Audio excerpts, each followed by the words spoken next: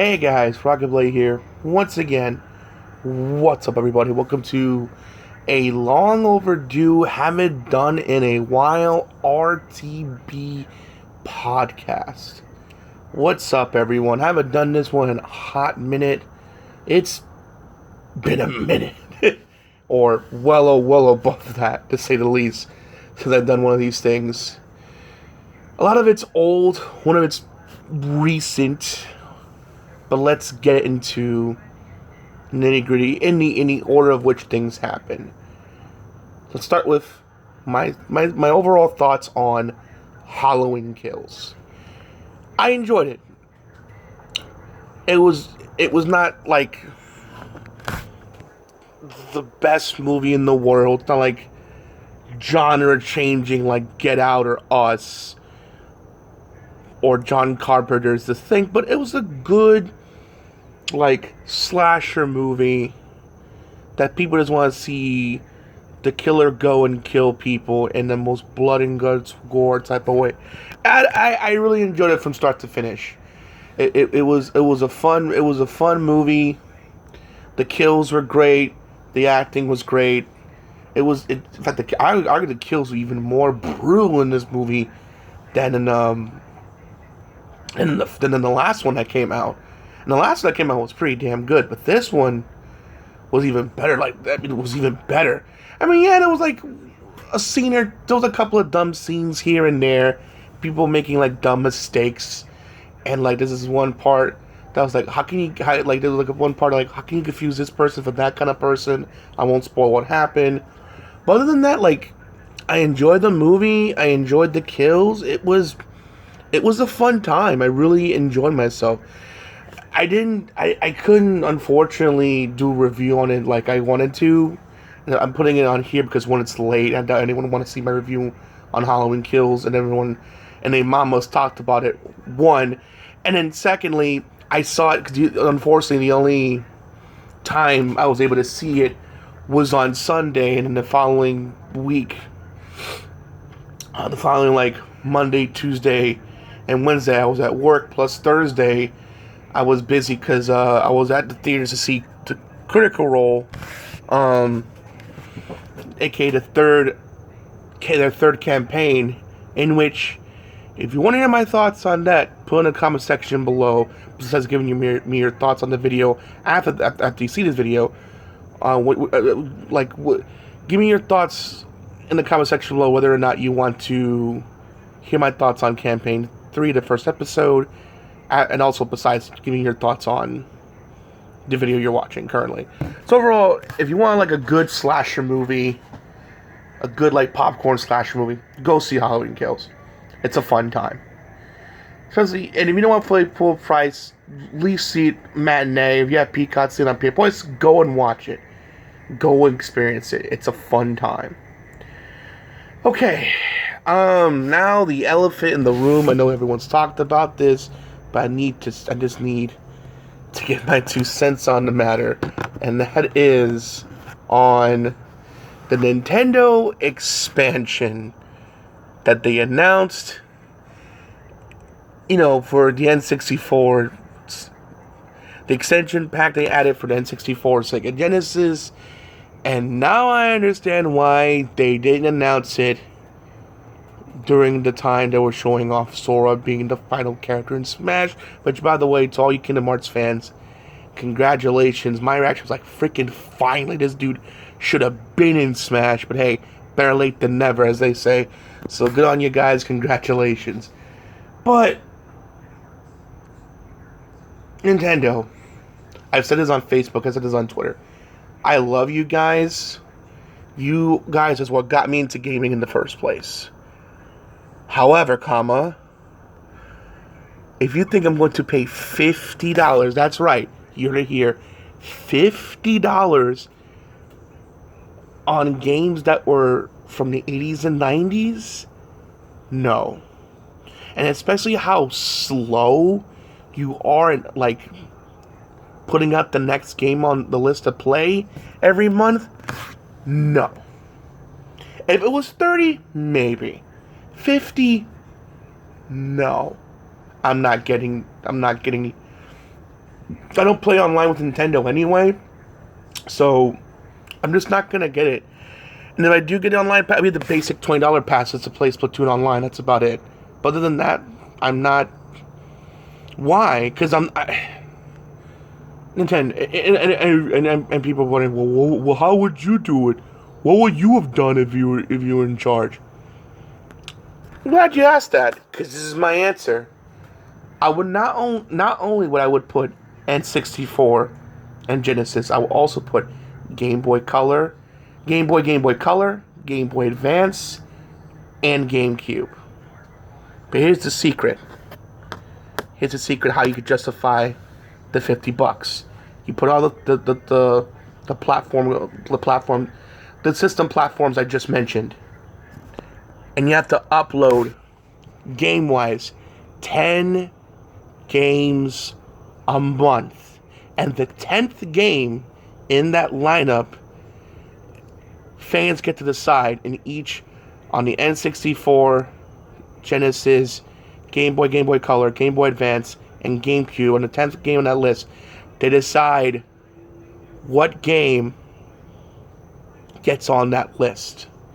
So for N64, if it's GoldenEye, or for Genesis, let's say it's Streets of Rage 3.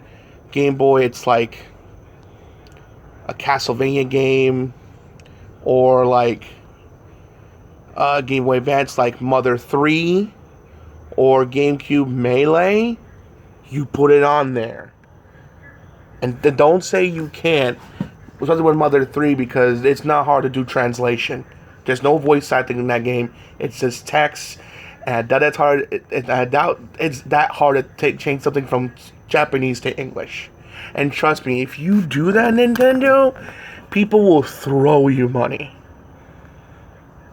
So, like I said, not only Nintendo 64 and Genesis, but Sega Genesis, but Game Boy Color, Game Boy Advance, GameCube, 10 games a month, and the 10th game you put what fans voted on the most to be on that list for that month. So he's not only getting their money's worth, they're getting involved. They're choosing that. So the ladies were like, well, I didn't like the 9 games, but the 10th game I voted for got in, so I feel justified in getting this. But at its current price right now, no, especially when people say, well, PlayStation and Xbox, you gotta play, Gold and PlayStation Plus for that. That's bad too. Don't get me wrong, but at least they offer a lot of multiplayer games. Nintendo's not really known as a multiplayer console. Granted, it's gotten better over the years, and now more games. There's like a lot of multiplayer games that are going on Nintendo Switch now, but Nintendo's biggest hits are mostly single-player games like Mario, Legend of Zelda, Kirby, Metroid, the WarioWare games, just to name a few. And those doesn't require multiplayer. Those games that mostly mentioned are single-player based games. Heck, one of the big announced games, Bayonetta 3. I doubt it's gonna have any multiplayer, so they don't. And there's a lot of third-party games aren't, and EA and Madden's not quick to release their, amongst others, on that quick to release their multiplayer games on the Switch. So it's like, what's the point? So it's like, if they did like a Game Pass, what they should do is they should do like a Game Pass thing, like what Xbox is doing, but for Nintendo, do a Nintendo Pass or something, and like $10 a month even. Have, like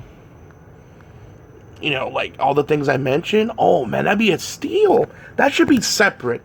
Like that should be like, it honestly be 30 in total for all that. 20 for the online pass, and the extra 10 like to get that plus all the games. Or better, like I said before, if you want just to add the 50, you have to add the other stuff too. Point is, as it is right now, it's not worth it, and I understand why people would rather pirate than pay for that. I'm not promoting piracy here. I'm not saying that, but if you do it, to quote Chris Rock, I understand. And finally, last but not least, the big sad news that happened this past Monday, that was announced on Tuesday. So, how I first heard about it, I was at work. I was on break. Sat down, going through Twitter, wondering what was going on in the world. Unfortunately, Chris Ayers, the new voice actor for Frieza, unfortunately passed away. It was confirmed by, I believe, his girlfriend / wife on Twitter on Monday. And my condolences to her and the family of Chris Ayers. And it was just such a gut punch, man.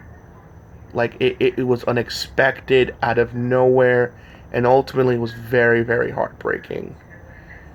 I remember when I first heard about him taking over as Frieza in Revival of F, I was like, I don't know, because I was so, DBZ fan since the very beginning with the Saiyan saga, 5 years old in Miami.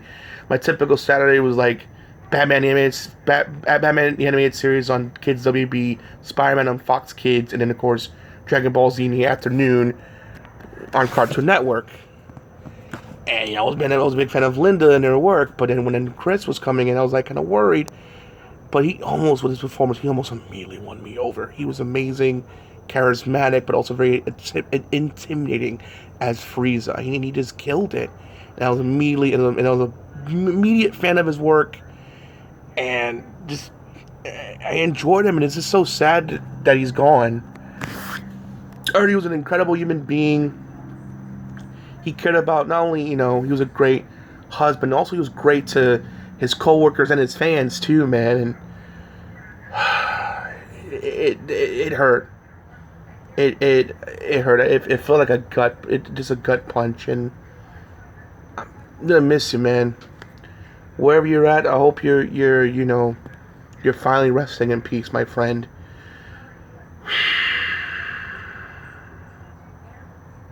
It's just, damn it. Just, damn it. So, in the comment section below, what's your thought about Halloween Kills? What's your thought of this whole Nintendo expansion pass thing? And Chris Ayers, what's your thoughts on that? / what was your favorite role that he did?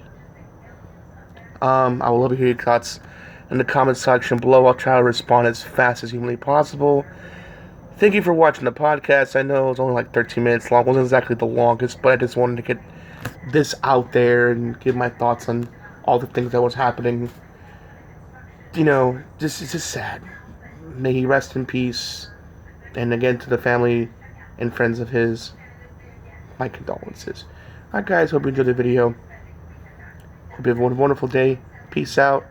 Know that you're loved and people want you. Alright, man. Have a good one.